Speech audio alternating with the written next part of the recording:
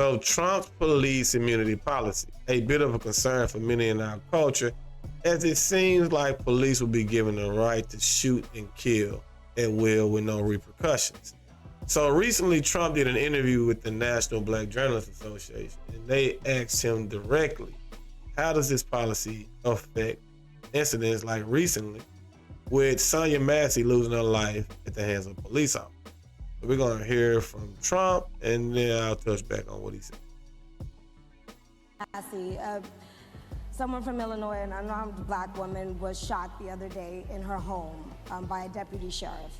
The deputy has since been charged with murder.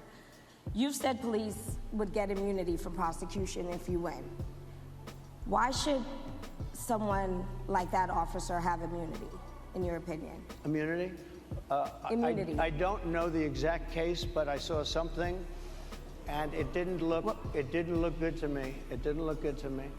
Are you talking with the water, right? Yeah, well, police unions are not backing this person either. Okay. But again, why would... Are they going to be charging the officer? I guess they're charging the officer. So why should he receive immunity?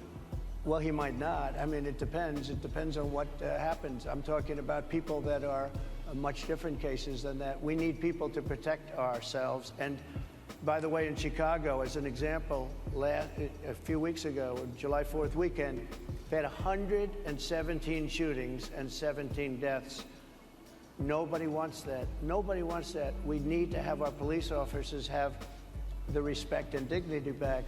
In this particular case, I saw something that didn't look good to me. I didn't like it. I didn't like it at all. So can you get a little more specific back to the immunity question?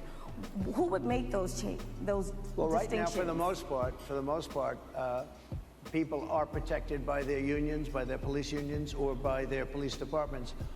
But I'm saying if I felt, or if a group of people would feel that somebody was being unfairly prosecuted because the person did a good job maybe with crime, or made a mistake, an innocent mistake. There's a big difference between being a bad person and making an innocent mistake. But if somebody made an innocent mistake, I would want to help that person. What would those exceptions be? What would determine an innocent mistake? You go after somebody and it's a very close call and it's very dangerous. And you know, they have, the policeman's life and woman is a very difficult thing, because sometimes you have less than a second to make a life and death decision, and sometimes very bad decisions are made.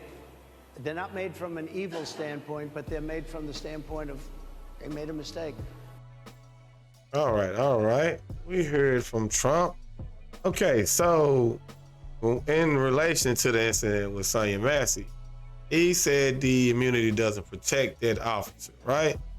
So he said the immunity is not to protect officers when they're wrong, but when they're, in the call of duty and they're actually trying to protect someone and incidents happen, right? So I understand that. That sounds fair enough. But from my understanding, we already have policies in place for these incidents, right? They already have a police department that handles investigations for things like this. So with that being the case, why do we need immunity? I didn't hear immunity, truly. So if there ain't going to be investigations and it's based on a case-by-case situation, that's not truly immunity. In my opinion, immunity means immunity for all, by all means. Immunity, not case-by-case investigation. And that's already the policy that we have, from my understanding. So I think that's a poor choice of words or a complete lie, one or the other. Because if it is immunity, they're going to be able to do whatever they want, whenever they want to anybody.